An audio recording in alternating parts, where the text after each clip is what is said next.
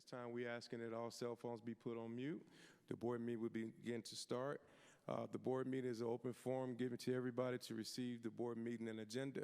If you have anything that you need to give to the board members, please give to me or to Mr. Gary, and we'll be glad to bring it to the board members for presentation.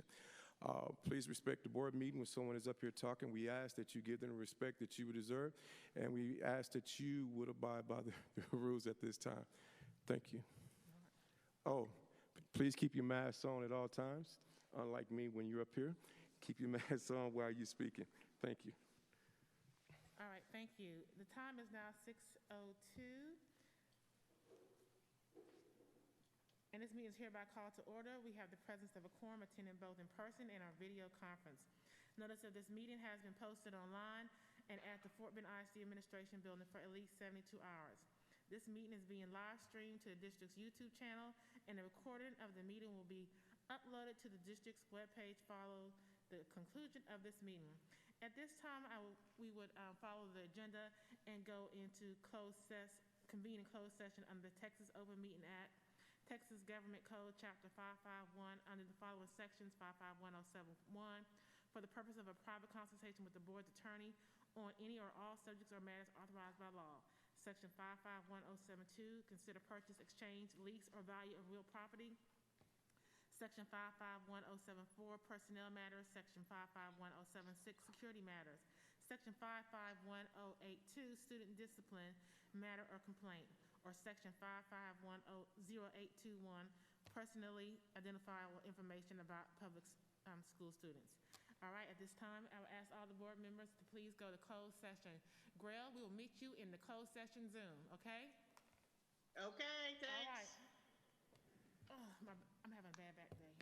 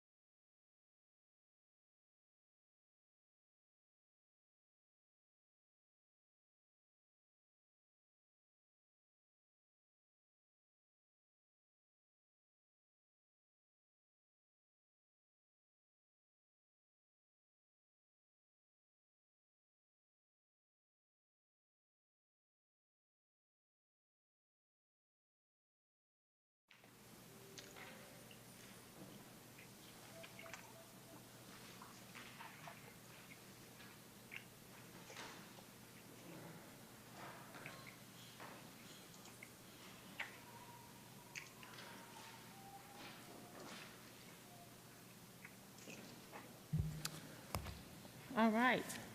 The time is now 8:05, and we are reconvened in open session.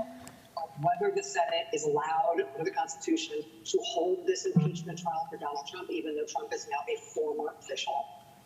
The last time some of the 45 Republicans who voted Can we have you all mute your phones, please, or resume? We're getting a lot of feedback. All right, thank you.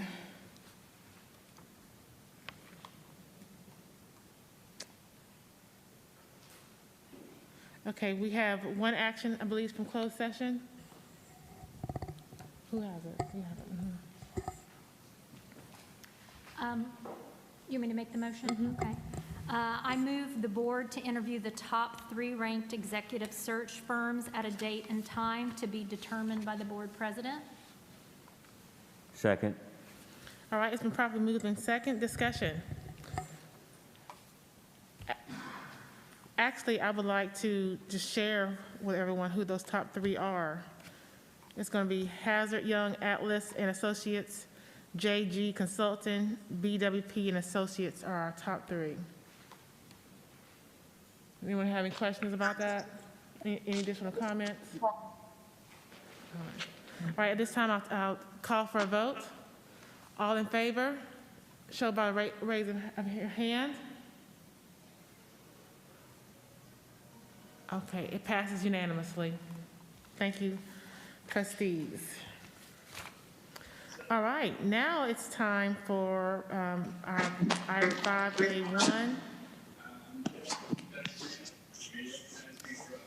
5A1, update on ongoing efforts to support student learning during COVID. Yes, ma'am. So we've got, it's a relatively brief update, but there's a few very important key elements to it I wanted to share. And then, of course, address any questions that the board might have. First, we are in the process. Last week, we launched planning for T4.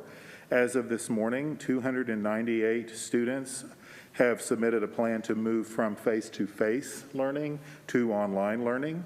And 715 students have submitted their notice that they want to go from online to face-to-face at the beginning of T4. So that is as of this morning at 8 a.m. They have until the 11th to finish that. So we expect several more to come in later this week. But there is a trend that's starting to emerge, and we will be ready to receive those students at the beginning of T4. I'm excited to share that we are having hundreds of our staff vaccinated. We have had great partnerships with the county, with Next Level Urgent Care. There's several different organizations. The Texas Vaccine Institute, Memorial Hermann, and Methodist are all working with us just as they have vaccine to the best of their ability to set up opportunities for our folks to get in. You know, one of the things that has happened is often we'll get a call in the middle of the day that says, hey, we have 90 now. If you can send them over today, we can get them done. So we're maintaining a list, and our team just starts calling and getting people in as quickly as we can, and that's working well. The downside is sometimes by the time some people get there, they run out, and then those people are disappointed. So we're really just trying to have a strong communication plan. But we have several people in our HR department that are working that every day very consistently to make sure our thousands of employees get access to the vaccine as soon as possible. So I'm very thankful for our partners and to the work that our staff are doing. Next week, we're going to have on the 22nd when we meet, we're going to have a very thorough update on student performance, our plans to bring kids back face-to-face who are struggling, several of those key elements about academics. So I'm not really getting into that this evening, but do know our efforts are strong and sustained, and we've really been doing a lot of work this semester to really bring students into the classroom who may be struggling from home. Our principals and campus staff are doing a remarkable job of reaching out directly and recruiting those kids back into the classroom. We're enacting a form of what TEA allows us to do to require them back, and many are being responsive to that. So I think things are going very well. Our teachers continue to work hard. We're doing the campus support walkthroughs, as we mentioned before, and again, we'll talk about that in much more detail on the 22nd. I am in the process right now, along with our deputy, Deanna Saavedra. She is helping me to host office hour meetings with all district staff. Those are 1 hour sessions where we have groups like high school teachers or middle school teachers that come on and they share their concerns. Sometimes we hear some celebrations, but mostly it's concerns. And that's kind of, I want to use that to transition because we're in a season right now with this pandemic where everybody is just done. And I mean done. Teachers are weary, they are worn out, and in each of the sessions that I'm doing, they really consistently remind me of the heavy load that they're carrying right now. And so often as they go down their lists, many of it is the basic things that a teacher does in any given year. But when you think about what it's like to try to do a career fair and those kind of events during a pandemic when you're trying to teach online and face-to-face, and kids, you're having to go in and do attendance 2 or 3 times a day for the kids who are asynchronous and synchronous, and you're pivoting schools. Teachers are exceptionally stressed. And our principals are too. Our entire campus staff are really. If I'm going to be honest, our entire organization is stressed. Because even people in central office we're clearing our building on a regular basis. Anyone and everyone who is a viable substitute teacher from our central office is going to campuses to be in classrooms on a daily basis. And so that means their regular job is not getting done during the day, and they're having to do that in the evenings and around the hours as well. So I want to put that out there because we're getting a lot of emails right now from parents who are concerned about pivoting the schools. And there's just a tone in many of those emails that implies that teachers are taking advantage of the situation and they're just not showing up and that we're just not doing our best and we're allowing teachers to get off the hook and those kind of things. And I'm going to be honest, that's bothersome to me. It's disappointing to hear that when our teachers are working so hard for parents to take that tone and that approach and believe that these teachers that they love on any given day, but the minute we have to pivot their school, then they start suspecting teachers are taking advantage of a situation, and that's creating their personal inconvenience. And so I'm responding to many of them, but I wanted you to hear from me directly tonight that, we're doing everything we can to keep our students in school and keep our schools open. I'm going to be real honest. We have taken, to this point in managing the pandemic, we have taken the most conservative approach to quarantining staff and students. Every step of the way, we have been conservative.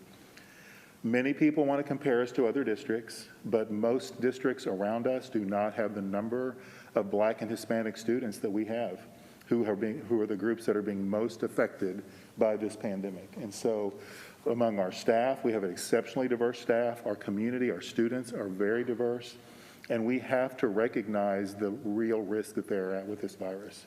And so we have taken a very conservative approach. And what that means is when teachers have been exposed, they are asked to quarantine for 14 days.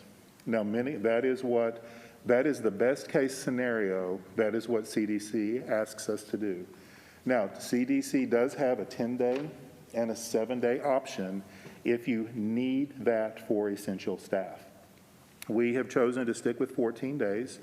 To this point, we're looking at modifying that at this point because we have, through data gathering since November, even during the post-holiday surge, of all the teachers that we have been quarantining, only 6% have ultimately tested positive. 6%. So that's a very small number.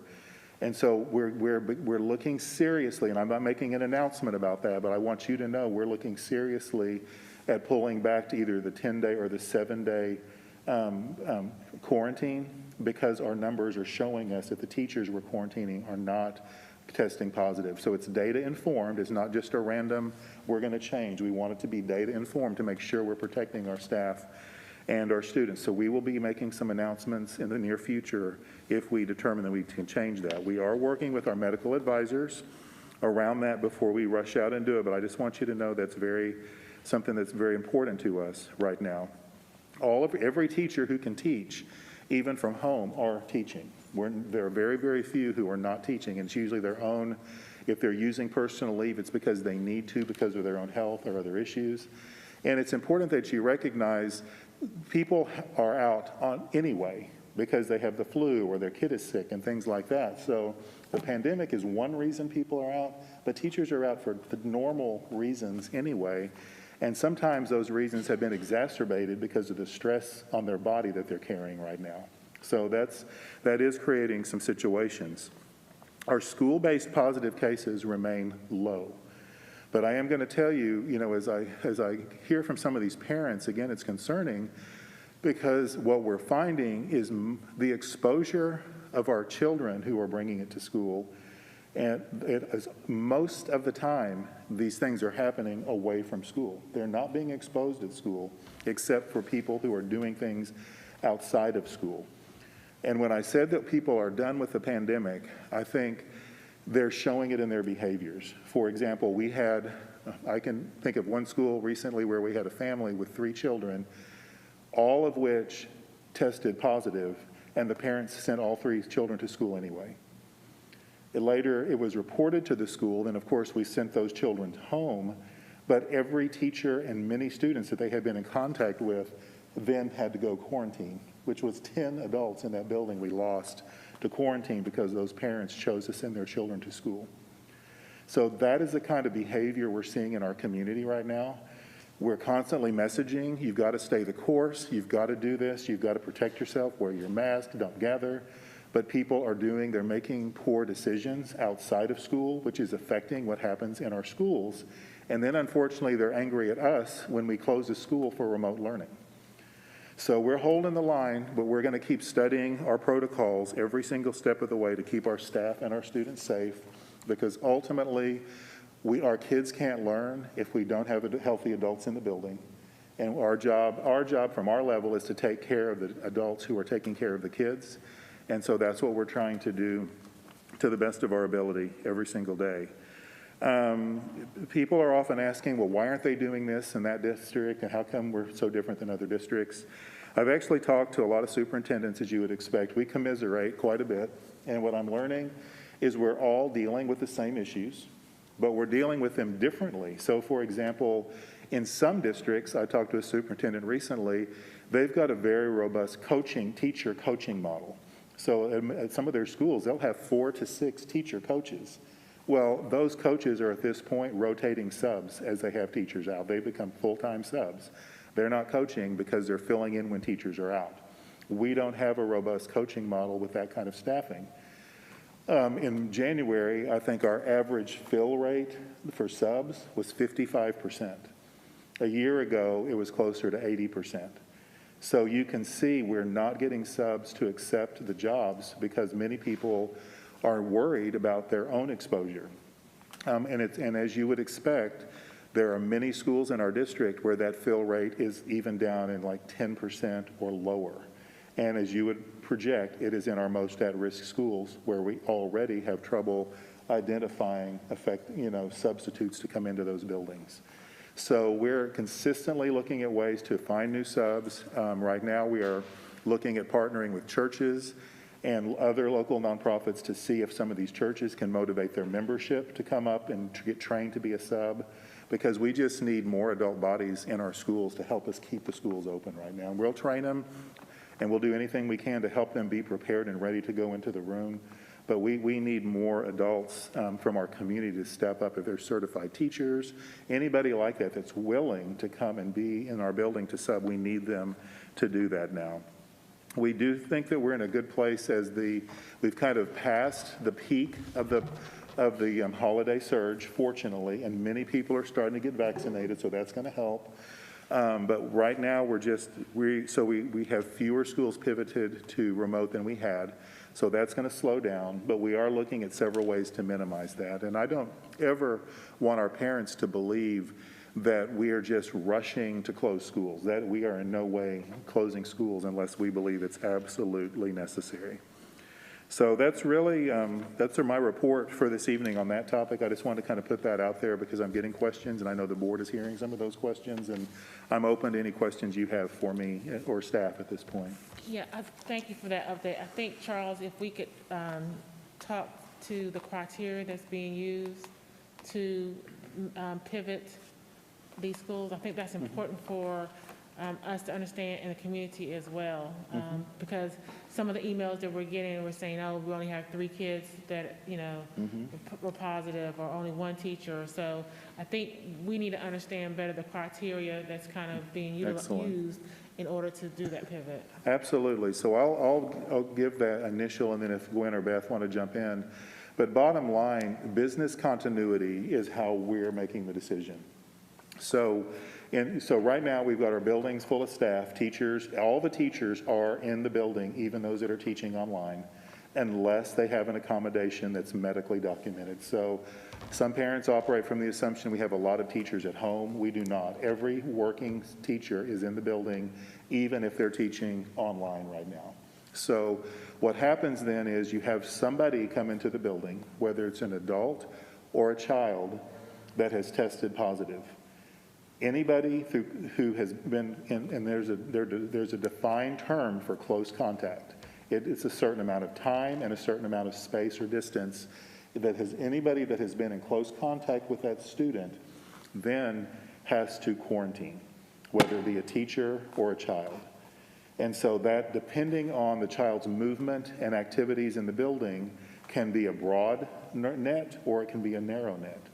But we have to ask those people then to go home.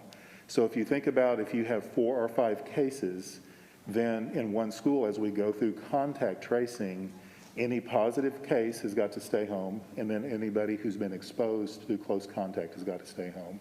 Gwen's getting her microphone ready, so you want to clarify a little bit for me. Sure. Thank you, Dr. Dupree. So we're looking at both quantitative and qualitative data when we're making decisions each and every day. We have 3 touch points throughout the day, so we're looking at what Dr. Dupree referred to, our quarantine, our staff and our students that needed to pivot because out of an abundance of caution, we've determined that they were in a proximity that would warrant that they could be positive at some point, so we call them exposed. And then we're looking at our positive cases, which Dr. Dupree said is really low. As of right now, I just checked the data, and we have 20 teachers that are positive in the whole district. But we also have faculty and students that are symptomatic. So if they're reporting to have COVID-like symptoms, that also pivots them to a either work from home or learn from home status. So we're taking into account across the district, looking at each and every location, campuses and departments, and determining, is there a concern with the rates that are increasing? And if so, then we're working with the campuses and department to get qualitative data. So the boots on the ground information, how is the campus managing with staff coverage?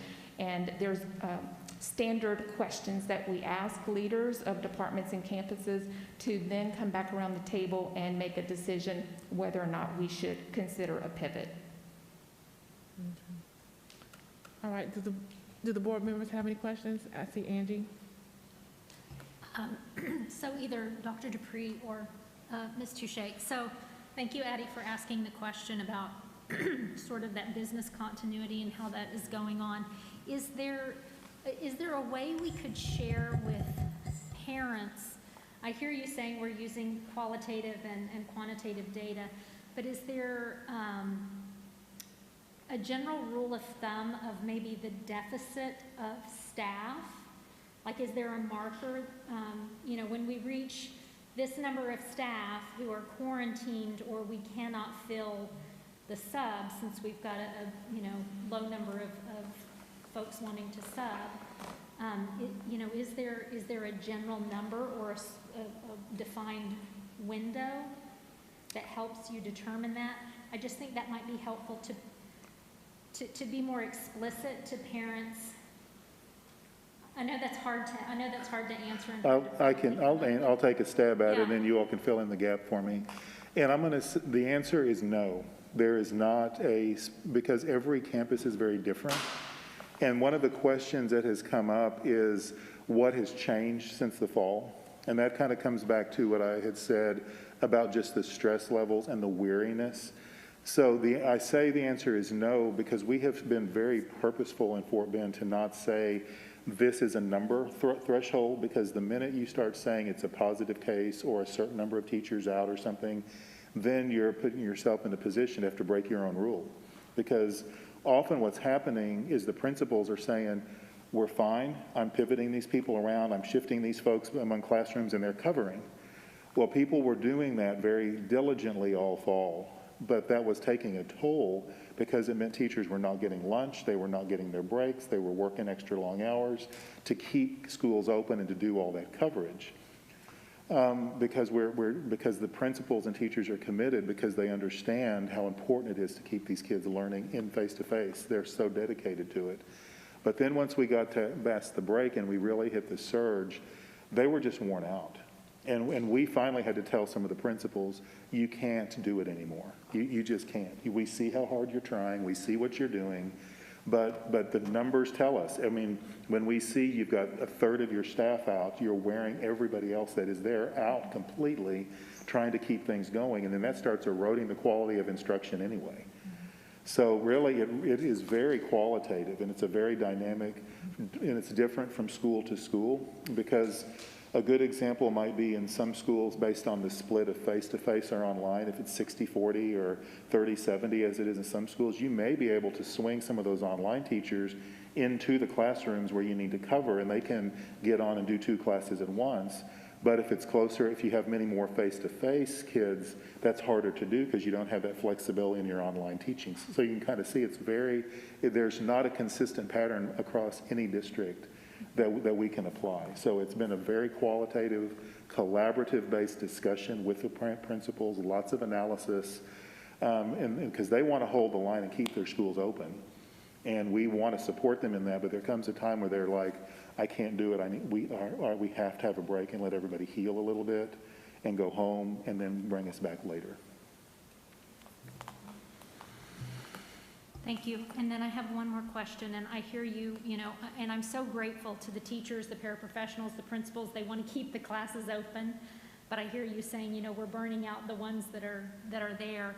So do the principals have, is there a protocol? They're working so hard to keep it open, but is there a protocol of the parameters that a paraprofessional can be in a class?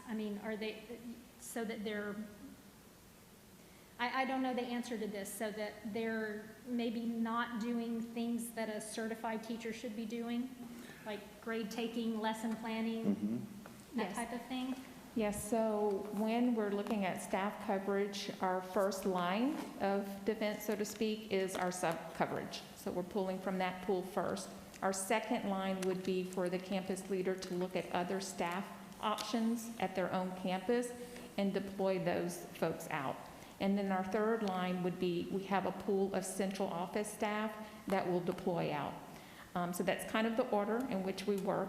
In terms of the campus staff, we are doing our very best to try to deploy them in an equitable way so that it's not just one job group that's being tapped on each and every day, but so there's attention given to that as well, including our paraprofessionals. So I think that's our process or our protocol that we follow.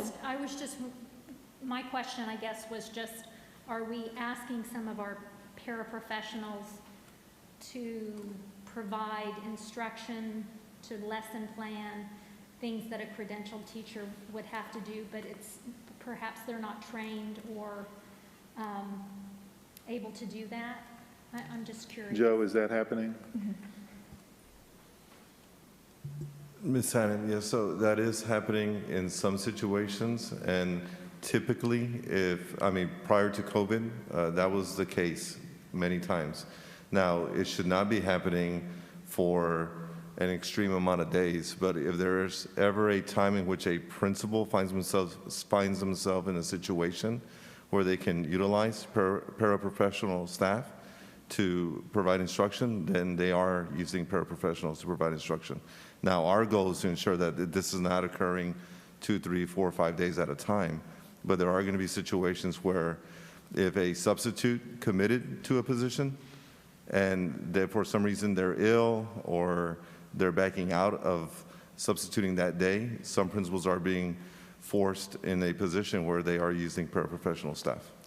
And a general rule of thumb on the HR side is that it would be an occasional or sporadic way that we use them. Like, it's not an ongoing every day, and that sometimes can be a decision maker for if we needed to pivot a campus or not.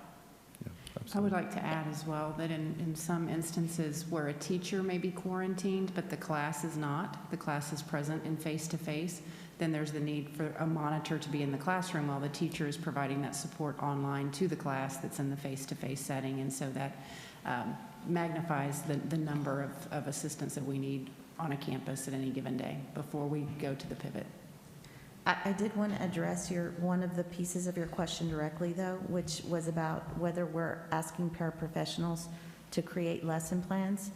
And I wouldn't say that I could say 100% that there's not a paraprofessional, but really what we would count on is our professional teachers to come together as a team to assist and support a paraprofessional so that they're not developing lesson plans in isolation or on their own.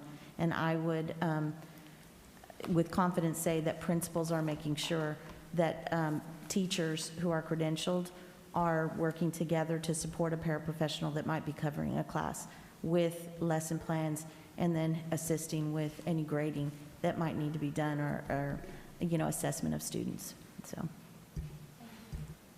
All right. Thank you, Ms. Hannon. Ms. Grail? Thank you, Ms. Holliger, and thank you, Ms. Hannon, for those questions and staff for those answers. That was very informative. Appreciate that. I want to pick up on a couple of things. Since we're talking about these stressful environments for campuses, and Dr. Dupree, you alluded to this, and I just want to reiterate that our teachers are working very, very hard. Our staff is working very, very hard. You could even describe them as overworked, and they're trying so hard, and they're giving their best, and they're having success in a lot of cases. But I think that the pace that they're able to maintain, I think, is not what maybe what they aspire to or what they have seen in previous years. And I just wanted to say that because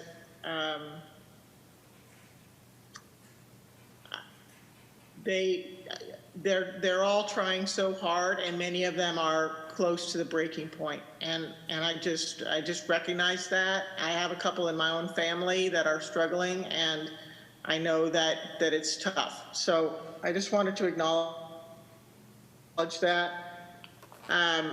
With all the pivoting, the changing, the students shifting, that just adds to it. And so, Dr. Dupree, I heard you say about going to less days of quarantining. And I think that that's fine if that's a medically advised opinion, and that's what the medical advisory team comes up with.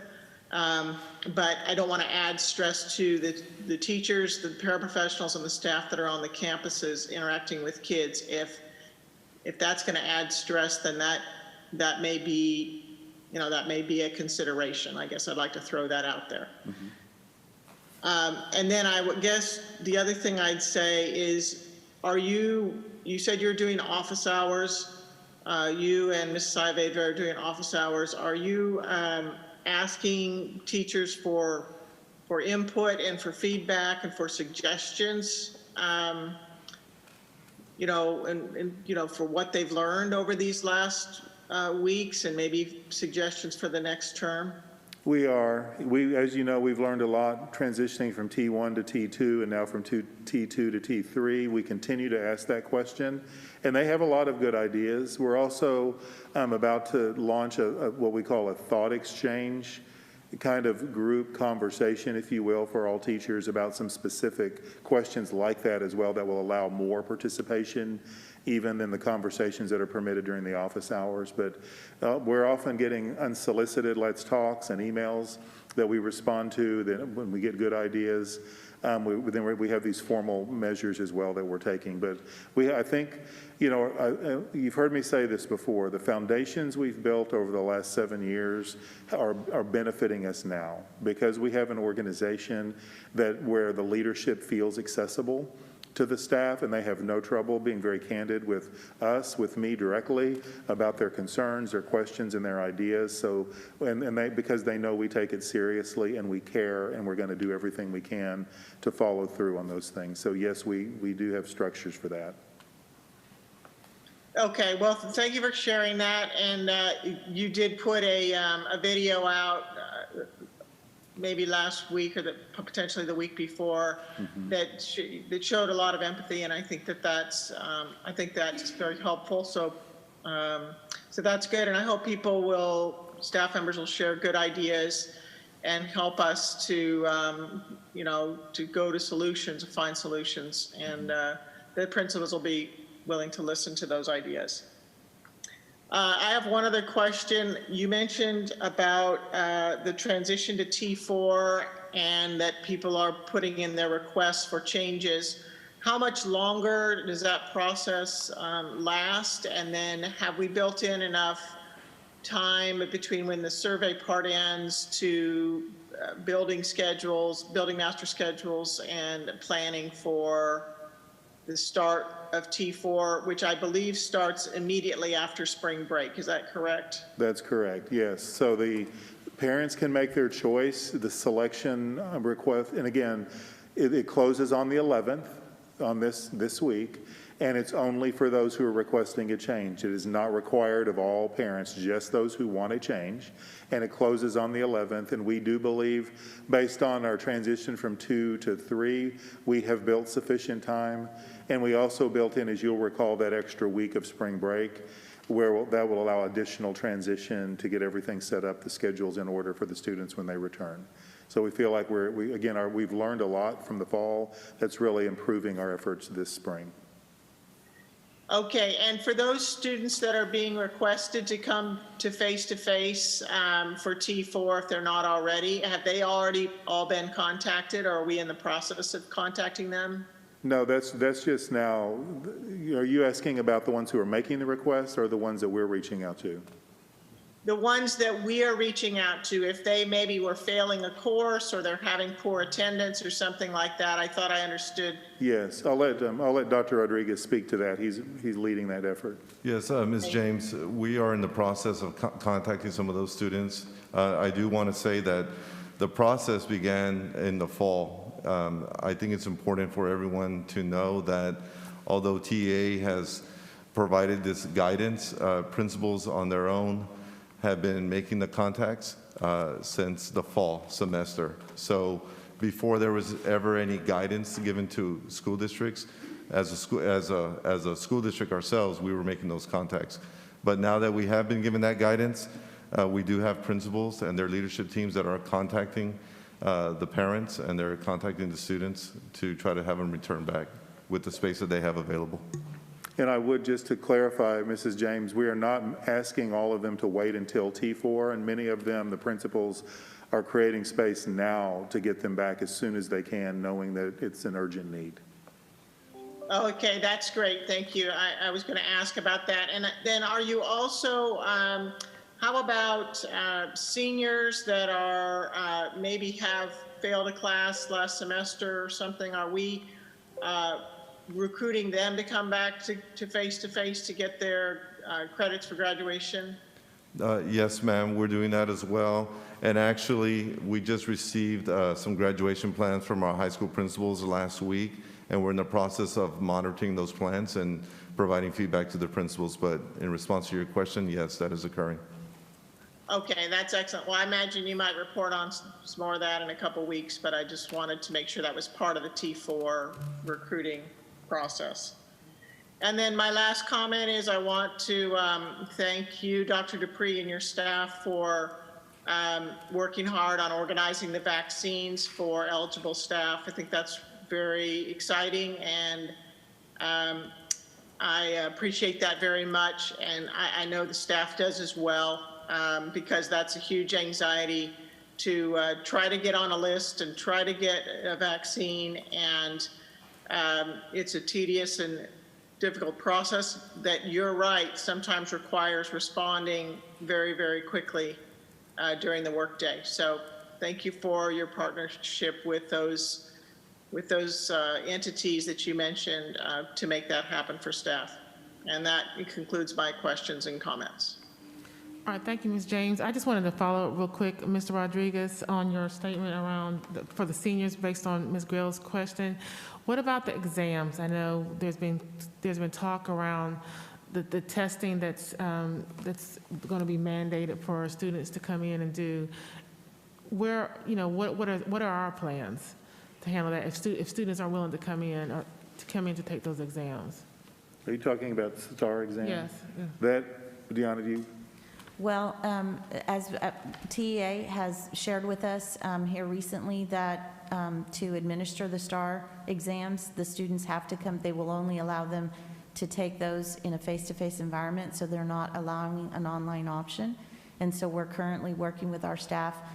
Thomas Negri is our district testing coordinator to develop a plan.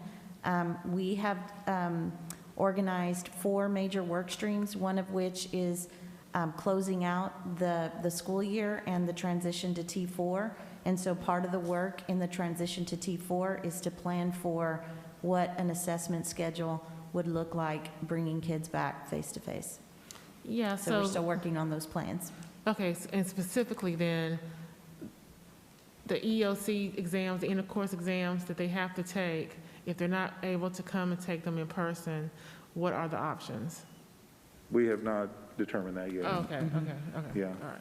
Well, that's something because we have, this is one of those dueling priority setups that we knew would occur at some point, is the commissioner is saying this has to happen, but ultimately we have little leverage over any parent who says, I'm not bringing my child to do that.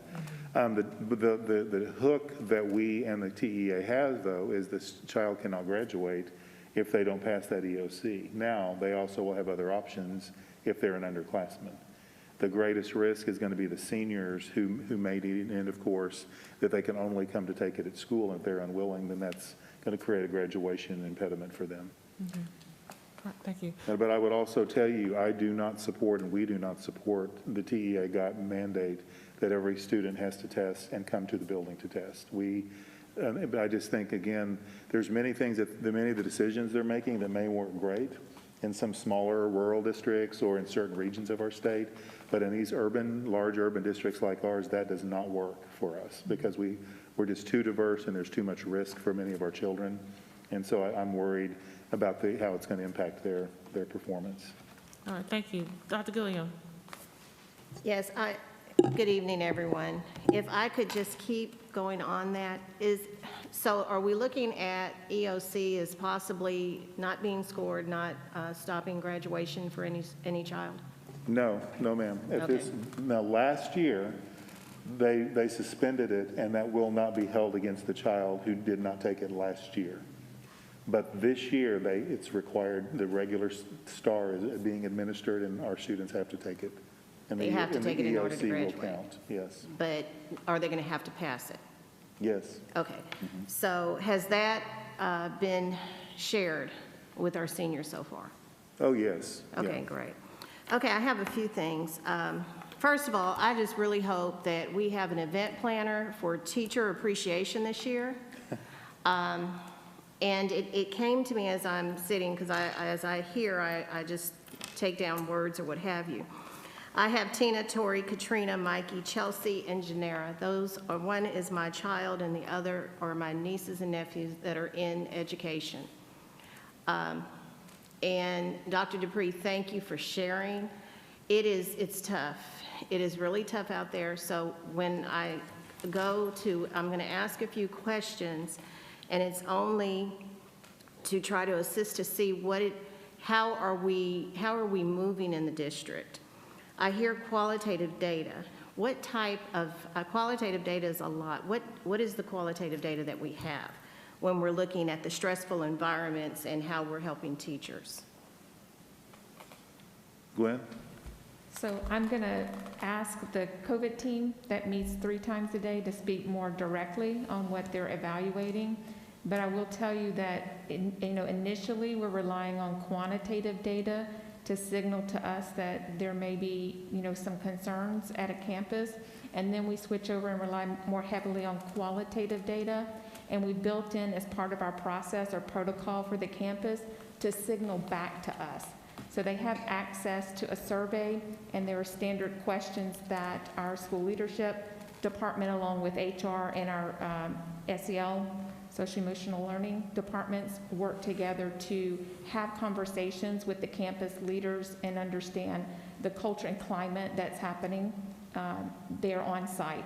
So if we have Alice, Dr. Ledford online. What about Carmela? Carmela may not be available at this moment. Okay. Dr. Ledford? I am here. Can you all hear and see me? Yes.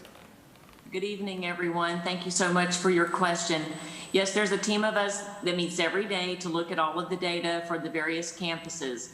The questions that appear on the campus culture survey go to principals each day, and they provide us information around any gaps in coverage that they have at the campus that may or may not be reflected based on our fill rates. They also let us know what pressure points that they're feeling. And those pressure points could be anything from quarantines and exposures that are pivoting some staff members to home, and yet their students are still in the classroom. It could be a lack of subs. It could be also some positive cases going home for our staff. We also look at continuity, and what that looks like at the campus can be similar to what I just mentioned in terms of the quarantines and exposures. And then we ask them for additional comments, like what's happening at the staff. You heard a moment ago comments around, our staff is very, very tired, and they're being pulled into classrooms. And if we've pulled all the folks into classrooms at a campus and there's just no one else to pull. So those are the types of qualitative pieces. Once we've looked at all of the data that shows up on our dashboard, we also then, when we get a signal from a campus leader that they are really struggling, we bring that campus leader into the conversation with us, with the COVID response team, and we hear whatever other information that they would like to share from their perspective regarding feedback from student, staff, community, et cetera, and we fold all of that into the recommendation. Does that answer your question? It does, but then again, a survey is good to collect data. And I did hear that there will be, I think there were team meetings, or what is the name of it? Campus, where is it? The meetings that you'll be having, Dr. Dupree. Oh, the office hours meeting? Office hours. Okay. And so do we have meetings that are going on with principals so that we can find out? Because in getting qualitative data, it's actually true data, action research to find out exactly what's going on, because there will be those things that will be discussed that aren't on a survey. And I'm hearing just how busy everyone is, and I know it's hard to get in and let's do the survey, and because I have 20 other things to do. So can we collect data during those meetings? And we're doing that. So actually, not last week, but the 2 weeks prior, we had face-to-face meetings actually with all the principals in groups, elementary, middle, and high. And so that was a productive conversation. We learned a lot, and they shared a lot with us at that time. But one of the things Dr. Ledford mentioned that I think is probably most important element is they are doing individual meetings with principals. They're meeting with the COVID team as well. So the survey is used, but they're also meeting with them for anybody who signals that they have more to share or need that additional care. okay. And so also going to the making contacts of the children, I heard that we're contacting parents and students. How do we have actual data? Do we have sheets that we talked to Shirley on February the 5th, and then we went back and we talked to Shirley again on February the 28th. Do we have data like that? Yes, absolutely. We are maintaining that data at the campus level. Okay. And are the principals aware of that data, and are they working with whoever is helping them, that they are aware of it, so that those teachers possibly that would like to help, or even other staff that would like to help, that they can join in on that?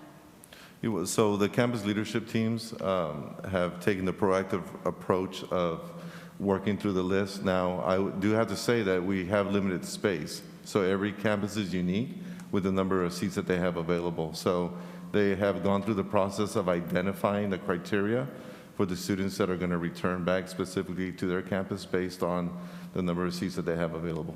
Okay. And so where are we as far as the children that have, or the students that have not come back? Are we still looking for those students? Is that separate Meaning from they haven't signed in from the very beginning of the year? Oh, from the very beginning of the year, yes, we are still in the process of trying to locate those students. We have located some, and on the 22nd, we're going to provide, the presentation is going to have that information in the board memo that we're going to provide. The Board of Trustees will also have that information as well. Okay. So I did hear also, Dr. Dupree, and with the input feedback that we're getting, what have we learned? And so I think that would help us as a board to know what we have learned so that we can begin planning on possible things that are coming up. Meaning, and of course, with just a high school background, I'm thinking of our seniors and this test and graduation. And the one thing that I would always share with parents is that graduation is for the parents. It's really not for the child that is going across that stage. So all that we can do as a board to assist and help when it comes to graduation, and we're in February, and not having to have those students because of whatever happened, that they're not, because of the test, they're not going to be able to walk across that stage. And I don't know what the plan is, but I'm sure that there is one. If we could hear that in the future, that would be absolutely great. Okay, I think I have, that was the qualitative data. I talked about that. I talked about the event planner. I'm going to say that again for Teacher Appreciation Week. And I just appreciate all of you all. There is a lot that's going on. I hear it. I do have one other question. If I am a teacher who was exposed and I am told that that I have to quarantine, I think I know the answer to this, but I'm making sure because I didn't want to answer this question and not be correct. And that teacher is not taking his or her days, is that correct? It actually depends, and I'll jump in and then Gwen can speak. Okay. One of the ways we're really trying to use our teachers and show respect to them is that if they have to quarantine but they're physically well and asymptomatic, then they continue to work and teach from home and do not use leave. If, however, they are ill and cannot work or they're symptomatic, then they have to begin using leave, their own leave. We also, as the board, as you'll recall, you also extended the federal leave. So there are days available for those who have to quarantine and cannot work, up to 14 days. So we're doing everything we can to protect the teachers' leave bank. So if they have to quarantine and they can still work, then we ask them to work from home. Okay, so if a teacher was exposed at work and they cannot come back to school, they have to take their days? Only if they cannot teach from home. Okay. All right. Thank you. All right, thank you, Dr. Gilliam. So I think we're all anxious for that February 22nd meeting, and so I think also to add to what others have said is make sure that we, I guess, hear the measures in which we use to like track down the kids and those kinds of things, to make sure that we understand the process around that, okay? All right, thank you. All right, next up on the agenda is the public hearing regarding Fbisd mental health services. I asked Dr. Dupree to put this on the agenda so that we can talk about time frame, process, and how we're going to do that. Yes, ma'am. As we discussed at the January board meeting, we did not comply with the state law when we opened the mental health clinics. We do need to go back and conduct a public hearing. That is scheduled for Monday, March 22nd at 5:30 p.m. It will be in advance of that March 22nd regular board meeting. So that will be the formal public hearing to show compliance with law. I will tell you, though, as we generally do in Fort Bend, we are going to go the extra measure to make sure our community has the full information about the health clinics, though. And on February 24th, we're doing a virtual public town hall to allow community members to ask questions, to share information about everything, and just as another information source. And that will also allow us to gather and hear any feedback from the community that we can further share during the public hearing when we meet with the board on March the 22nd. So the February 24th event is not a public hearing, it's not a board meeting, it's just a staff town hall where we're sharing information with the community and taking questions and responding. The March 22nd is the actual formal board public hearing on the expansion of health services in Fort Bend ISD. So before I open it up, I'm just a little confused then. How's the virtual town hall different than the public hearing, the public coming in and be able to speak? What's the difference? The only difference is we'll do more of a PowerPoint presentation for the community on the 24th.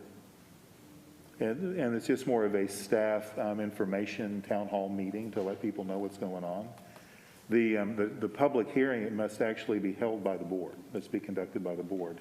That's why we're doing it on the 22nd, in conjunction with the board meeting. Okay. Do any board members have any questions or thoughts? Dr. Gilliam? Okay. All right. Danetta? Yeah. I have a quick question, Dr. Dupree. The public hearing is going to allow for the members to, the members of the public are allowed to ask questions at the hearing, correct? Yes, ma'am. And it would be input, but on the 24th, you're not taking questions from the public? No, we are. So, yes, ma'am, on the 24th, we will take questions as well. But again, that will just be a staff-held town hall meeting. So anytime the board does a public hearing that is the board's public hearing, there is a brief presentation. The board can discuss and ask questions, but then the president also calls for public comment from any citizen who has a question or wants to comment and interact at that meeting. Right, and where is that meeting going to be held? The hearing, where would the hearing be held? That will be held here, and well, let me clarify that. Depends on where the board is meeting. If we're back in our boardroom, it'll be in the boardroom. If we're still meeting here, it'll be here at 5:30 before the regular board meeting at 6 o'clock. And my problem with that, and I don't know, most of these clinics are held on the east end of town. We already know we're dealing with COVID. Most of the people kids are being given access to this mental health clinic live in the east end. They don't have transportation. Many of them are losing their housing. They don't have cars. Their kids are the ones who are failing. So I was just wondering, is there any way we could bring that meeting to the public, if we can have it at a Marshall or a Hightower, where we can meet the people where they are? Because to have it on Lexington or have it here, you're going to disenfranchise the people who need to go on the record, because that's the purpose of that hearing, is their responses must be recorded. So I was wondering, is there any way we could try and meet the people where they are, considering we're living in these unprecedented times? So, yes, ma'am. So you make a very good point, and I'll give two answers, and then I'll let the board speak on this. The board can do their public hearing anywhere they choose. So this is typically what we have done, but if the board chooses to do it in a different location, staff will support that. Understand. One of the things that came to mind in terms of the town hall and the hearing, though, as you mentioned, we are dealing with COVID. So we were concerned that we may not have a significant turnout physically because of the virus. So we thought at either one, the town hall or the public hearing, individuals can, just like we're doing board meetings now, they can give feedback and ask questions virtually. So that will be an option either way.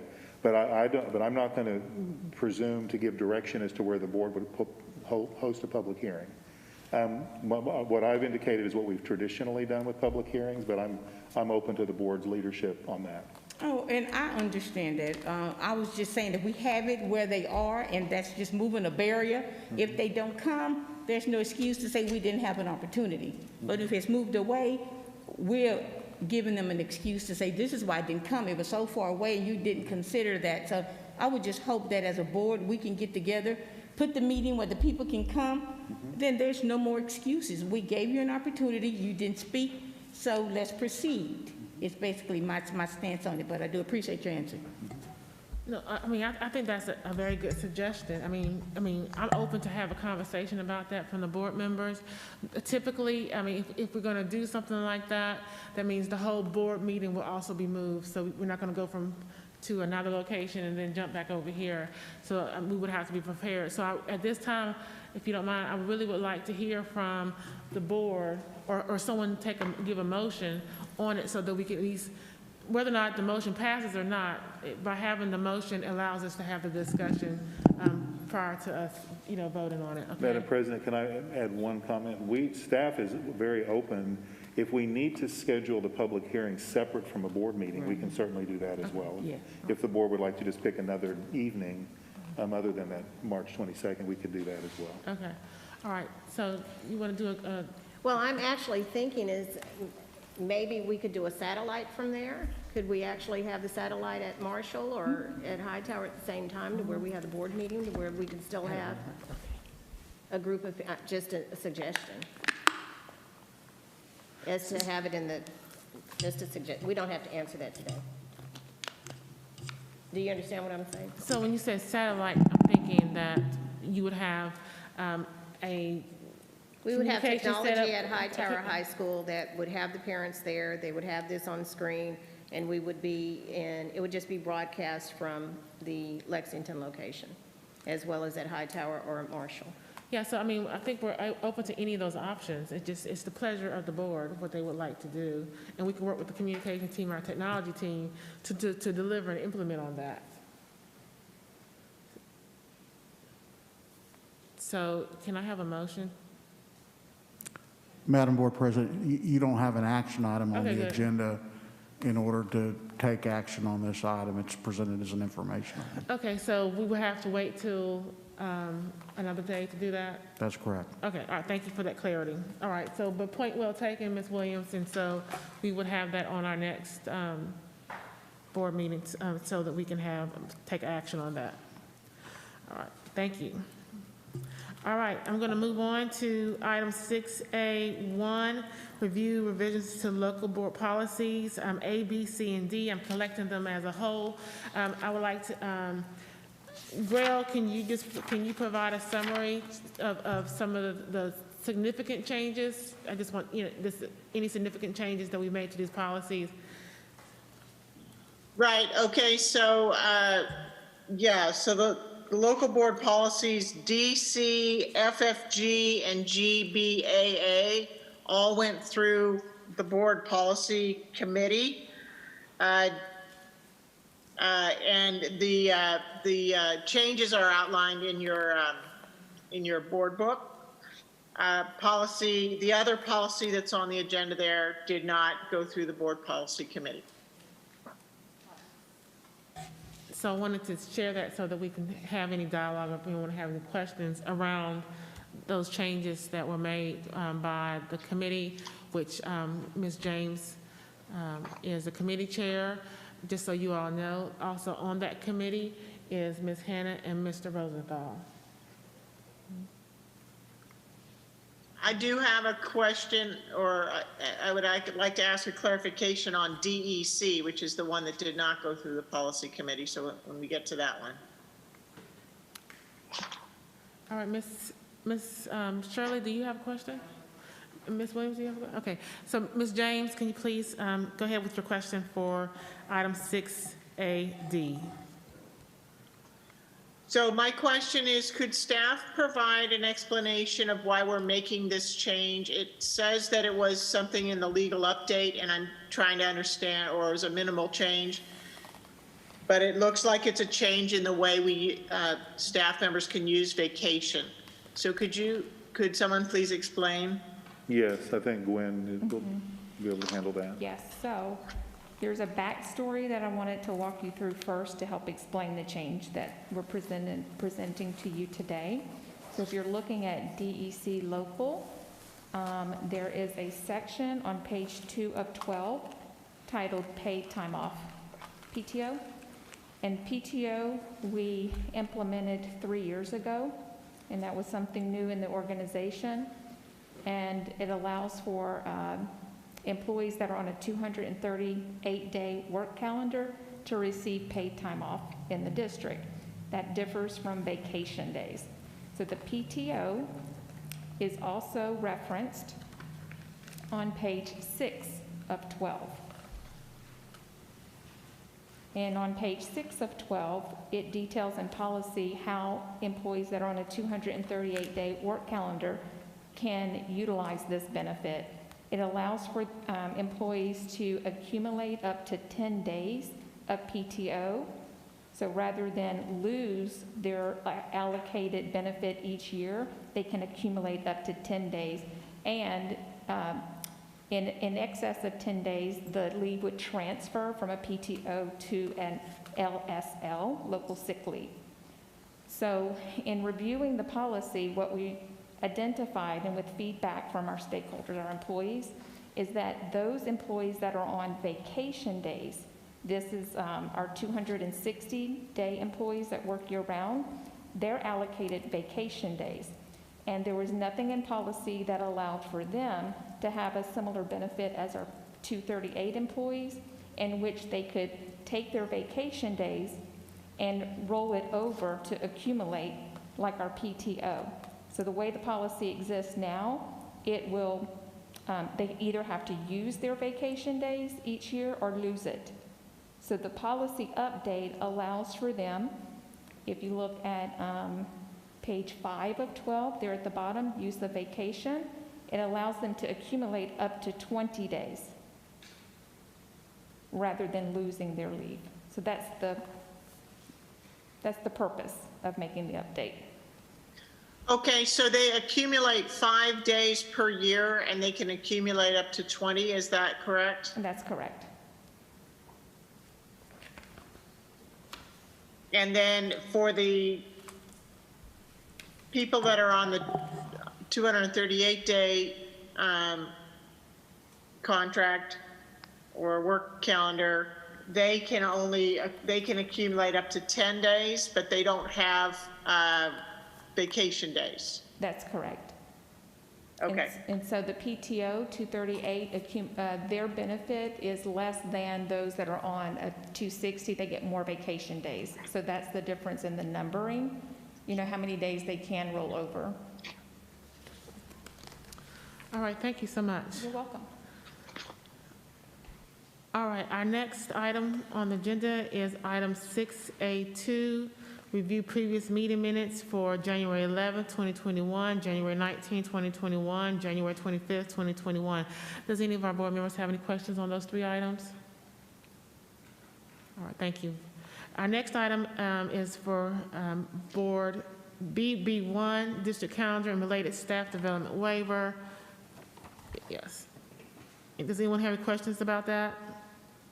The 2021-22 district calendar? Yes, I have a question on the calendar. Yes. I guess I'd like to know a little bit more about why this is the recommendation. I understand this was the most popular in the survey, and that's good. I guess I'm looking at it from instructional, from the instructional time that kids have lost and what instructional time we might need to be making up.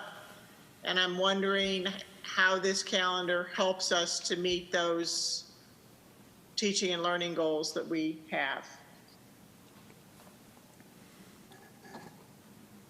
Gwen, there's Stephanie Williams. Stephanie, Yes. would you like to go ahead and share a few thoughts? Certainly. Thank you, Dr. Dupree. Good evening, Ms. James and members of the school board. In developing this calendar, we started our process differently this year because, as we all know, we've been through a different year. So we started with core team members of teachers, principals, and central office staff and we talked to them about the guiding principles that we would need based on what we know about the pandemic. We shared our student achievement data, and we shared other information around kind of where we were as a district and how we were going. When we generated the guiding principles, Ms. James, the core teams all shared 3 big things in common, and it relates very directly to what Dr. Dupree opened this meeting with around the health, the well-being, and just generally how tired the staff is. So there was an overarching belief around maintaining the alignment to the holiday structure, putting in mental health days or breaks for staff, and building in transition time between grading periods. There was one of the core teams that did prioritize the intervention for students, and we did build a model, I believe it was calendar B, that offered some intervention time for students that could allow for additional time for targeted students. However, that calendar got very negative feedback because I don't think the community understands yet what intercession is, having not been through that yet this year. And so the calendar recommendation for C is the calendar that we recommended based on the 8 guiding principles from that core team. And it does not add additional instructional time other than I believe there's 1 additional day of instruction for students on this calendar than we had this year. Mrs. James, I would extend what Stephanie has said by saying our district-wide, our philosophy has been is that intervention needs to occur over time with fidelity, that just plugging in days for intervention is not the way to get students caught up. So we're looking at a schedule that is relatively traditional, as she mentioned, but we're also looking at our schedule at all grade levels, such as AB block at the secondary level. Last year when we began planning toward the 2021 school year, we had an innovative elementary schedule that we were going to roll out that got shut down and postponed because of COVID. So we're, at all grade levels, we have new scheduling that we're looking at that you'll hear more about in March as we get into our planning. So the calendar is one element that parents are eager to see adopted. But there's much more conversation about intervention strategy and helping our students close learning gaps out around that wraps around the calendar. Okay, so that's very helpful because, that was kind of my follow-up question. So what are the levers and tools that we're going to use, to, as you say, to close learning gaps? Frankly, I would, I don't know how much of the thought process is developed, but for me to say that we're going to, well, here, let me put it a different way. I feel like the calendar is one of the tools we have to provide instructional minutes to students. It sounds like you guys are thinking of some other ideas, and I guess I would like to know a little bit more about those other ideas before we vote on the calendar. I recognize parents want to know what the calendar is, employees want to know what the calendar is, everyone in the community wants to know what the calendar is because it helps us to plan our summers, our vacations, our family times, our holidays, everything. And everyone is eager to be finished with the pandemic and get back to vacations and holidays and family times. But I also recognize my responsibility as a leader in this district to bring up our number one reason that I sit on this school board is to help children and to help them have opportunity to achieve their learning goals. And I want to make sure that we have robust, viable plans that can be implemented next year to help students make up learning gaps. And I recognize we had some innovative scheduling ideas planned. We weren't able to implement them this year. I guess I'd like to know more. That's what I'm... Okay, Dr. Dupree, I think that's just an action item. Yes. Okay, all right, thank you. All right, so item 6B2, review amendment to a cellular tower lease agreement with Ecocide 2 for a cell tower. Did I miss you? Oh, I'm sorry. Ms. Hannah, I was on the calendar committee with Ms. Williams leading, and I actually want to thank her leadership in that. I'm a data person, and I like to know what data we're looking at and how many voices we're hearing. And I thought, you know, Ms. James might want to hear that the increase on the voices that we heard this year from our teachers and our parents. Last year, Ms. Williams shared that there were 5,500 of our community, including our staff and our parents and students that responded. And this year the number was 13,250. And so that to me was a great increase in just representation. And I think that's always a very great step to take. So I just wanted to share that with Ms. James in case that wasn't in the memo. All right, thank you. Sorry, I missed you there. All right. Now we go back to this. Shirley, And I just want to tap into what Ms. James said. I agree. I think I would really like to start hearing how we're going to catch up. And I understand the calendar. What are we going to do in June, July for those students that possibly will come? What's the plan? How can we use the time that we have now and not wait until next year? And that's rhetorical. It's just really thinking about how we use the time that we have. And I'm sure there are plans, and I just would love to hear them. Thank you. All right.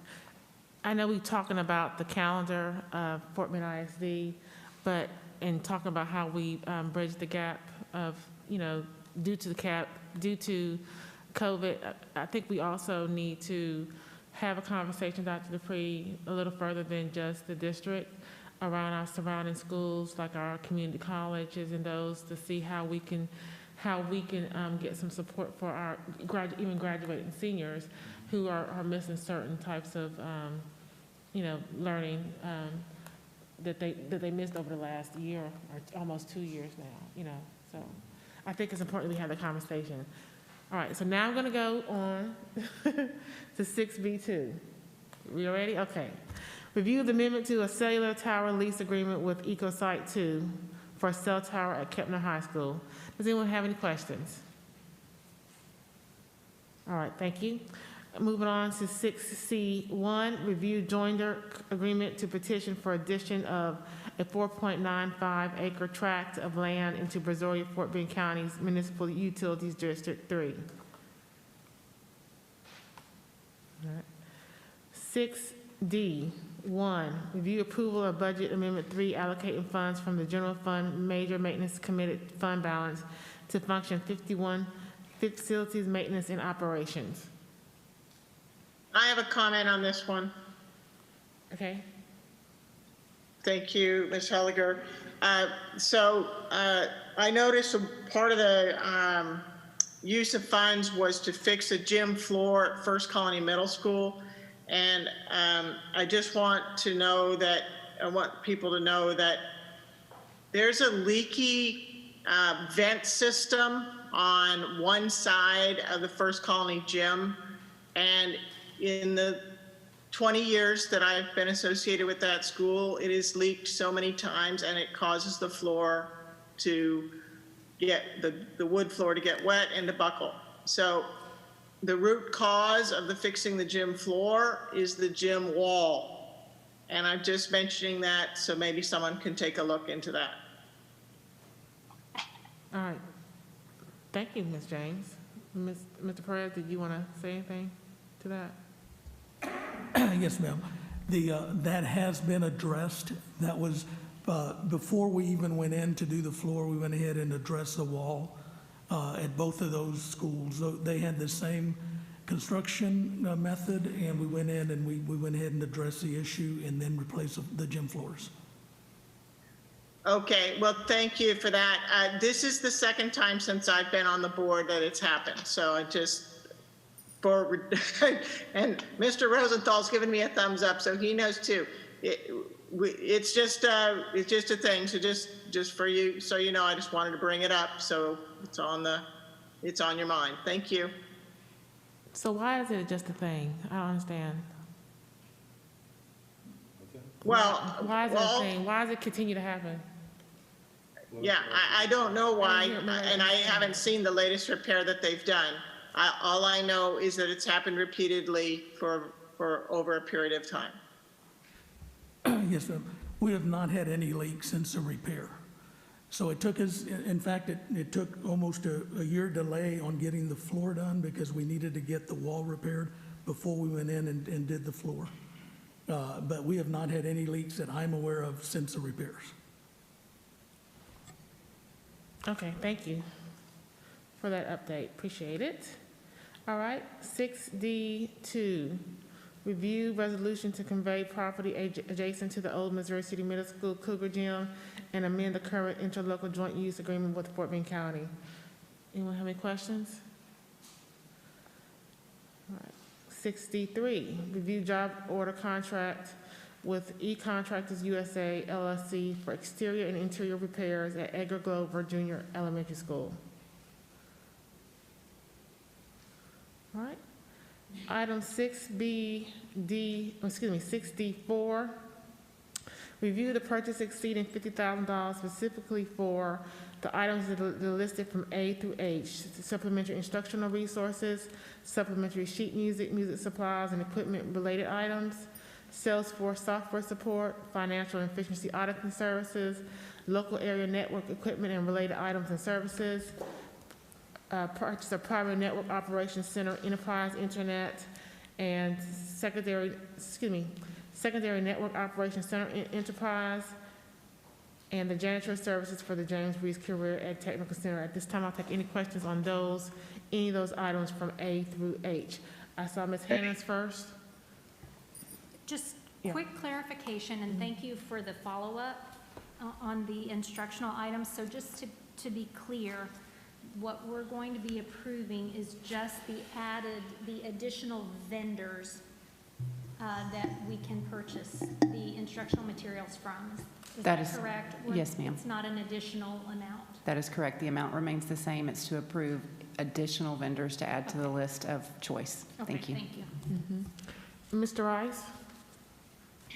I have a comment on 6D4, the review purchase of financial and efficiency auditing services. I mainly just want to talk about the auditing or the efficiency audit and why we're doing that, to have in our hip pocket that we have to complete this efficiency audit in case we choose to ask for a voter-approved tax referendum election in November.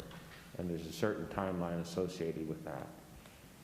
I participated in a telephone conference call with Lieutenant Governor Dan Patrick last week, and specifically asked him if the legislature would fulfill its funding promises on House Bill 3. He indicated that they would. I said our next question is to ask for a hold harmless on the spring semester in terms of student enrollment. So in other words, if we have 1,500 students that we can't find, that's worth $9 million. And he was less sanguine about that.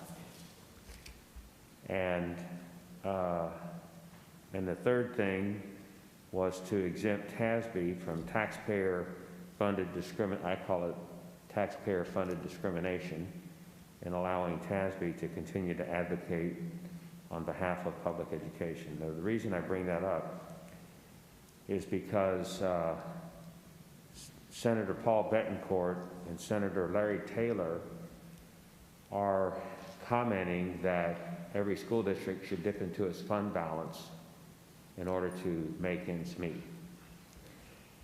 And if we don't have a hold harmless, we're going to have potentially a $9 million hit. I don't know how many students have gone missing. And so it's taken us a long time to develop that fund balance. We have 90 days roughly of operating expenses.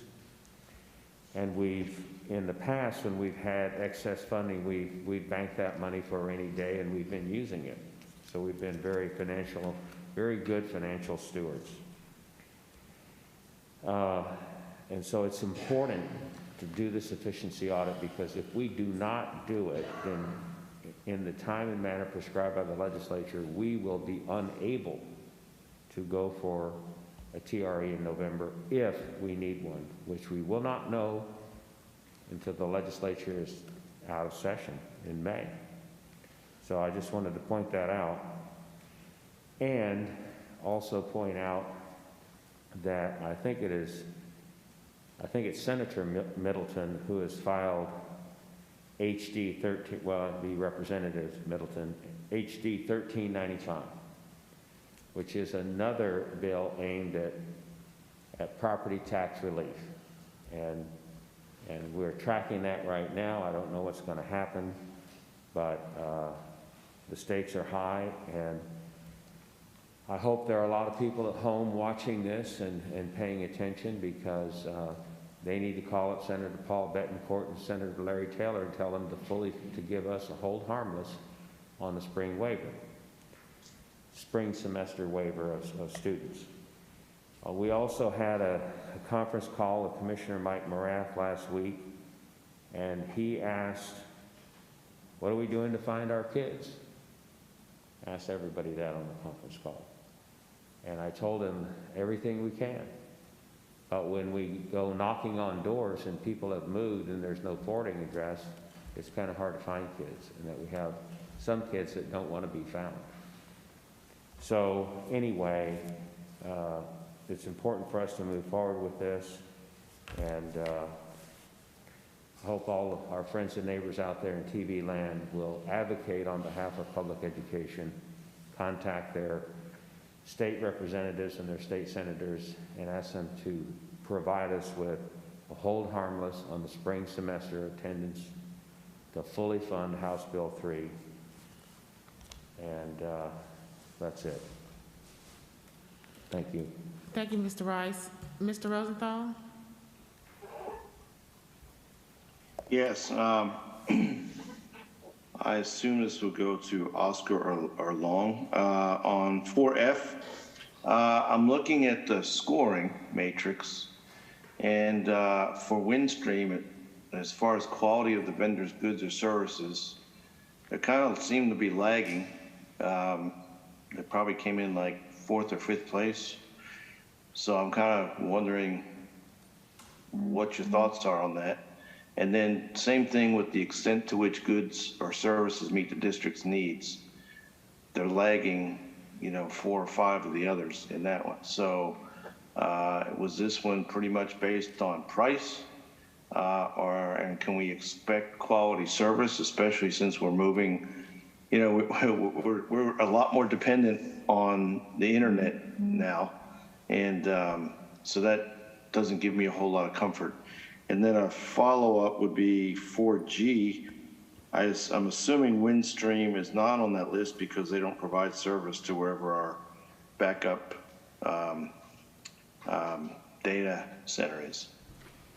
Yes, sir. So I will have to, I need to ask Jojo if he can provide the insight into the scoring. The one thing that I know for sure is that Windstream has been providing us with internet services for the past, even before I came to the district. And granted that it does go up and down once in a while, but they've been very steady. So Jojo, if you can give a little bit more insight into the scoring. Sure. To answer the second part of your question regarding why Windstream is not on that list, you're correct. They do not provide that service in the Katy area. As far as quality of vendors' goods and services, there's a series of questions that we set aside to determine that score. And based on those questions, there's a score that we apply to that. Unfortunately, I don't have those list of questions in front of me, but that's something that we can share that with you. Okay. Mr. Rosenthal? Yes. I apologize. I wanted to explain that whenever we have E-rate bids, price must carry the most weight. So you're correct, price is carrying the weight in this bid. Well, I hope we get good service out of them, so. Yes, sir. Thank you. And Mr. Rosenthal, to date, they have provided us with relatively reliable services. Okay. All right. Thank you. Thank you, Mr. Rosenthal. Ms. James? Thank you, Ms. Helliger. My question is with regard to the auditing services that Mr. Rice brought up. Do we, is the expectation that we would be doing this bid would cover 5 annual financial audits and then 1 efficiency audit, or are there multiple efficiency audits, or is it kind of an as-needed situation? Mrs. James, you are correct. It is for 5 financial audits and 1 efficiency audit. So the efficiency audits would be efficiency audit would be conducted 1 time prior to the board approving or calling for a VATRE. Okay, so this is something, again, an expense that the state of Texas requires us to undertake, and we don't have, I guess, if we want to go for a tax ratification election, then we have to do an efficiency audit. Is that correct? Yes, ma'am, you are correct. And in addition to that, the state does require that we cannot charge those back to the cost of the election. So it has to be borne by the general fund. Okay, and thank you very much. I appreciate that. All right, thank you, Ms. James.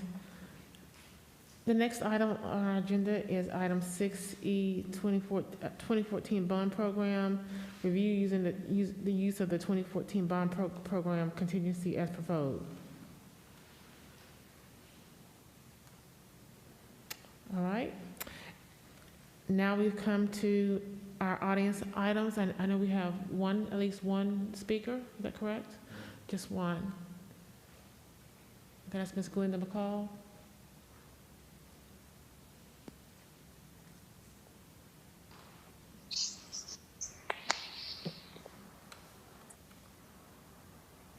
Ms. McCall, you will have 3 minutes. Our board secretary, Ms. James, will, she's got her time ready, and she will give you a 30-second warning when it's almost time, okay? Thank you. Thank you. Thank you. Good evening, Dr. Dupree, President Helliger, distinguished board members, and members of the administrative executive team. My name is Glenda Guzman McCall, and I'm the president of Fort Bend American Federation of Teachers. This year, no doubt, has been a difficult year at every step of the way. Our teachers and our staff have stepped up to the plate, going over and above to provide the best instruction, resources, mental health support, and love in order for our students to be successful academically, socially, emotionally, culturally, and civically. And this is not new for our educators. We recently distributed a survey to gather data to find out how our educators are doing. The data itself was not surprising, but some of the information we received in the process was. Here's a small sample of what we found. Teachers are not only tired, but they're afraid for their lives. Being subjected to increased class size and increasing class sizes, not able to maintain social distancing. And at times, when they try to enforce protocols with students, they are being reprimanded. The workload on teachers is unsustainable. There is no way to maintain 10 to 15-hour work days and work weekends and holidays and maintain a work-life balance. And it's unreasonable to suggest that they should, and they certainly shouldn't be reprimanded when they choose their families over the unreasonable work demands. Suggesting breathing and self-help programs are only lip service when the workload will not allow for them to take advantage of these suggested helps. Paraprofessionals are not certified teachers and in no way should be held accountable for teaching duties. And if they agree to temporarily maintain classrooms, they should be compensated for their work they're doing, just as teachers are. Moving back and forth from face-to-face to online learning is disruptive to the instructional day, And when a teacher has to adjust, there will be issues of fidelity of attendance and engaging the students, and this should not hold them accountable. Communication is key. However, the way you communicate is just as important as what you communicate. I believe the most concerning issue that the survey exposed was not even on the survey itself. I received call after call of how scared teachers are to even communicate the issues they're facing. They were terrified to respond truthfully for fear that the information might cause retaliations or be used against them in a rift. This is a dangerous time for staff to be afraid to speak out. They should feel confident that when they speak out, they see something that's wrong, they will not be reprimanded for saying so. Not doing so is dangerous and can mean the difference between life and death. Fear is a cancer in our district. The only fix is within. The culture of fear needs to change or we will lose our very best. We have already lost many. Our kids deserve better. Thank you. Thank you. Perfect timing as well. Thank you for your comments tonight. Thank you. All right. Well, we've already done 8. Well, this was really anything different. So at this time, I will take a motion to adjourn. Motion to adjourn. All right. We are now adjourned. Thank you.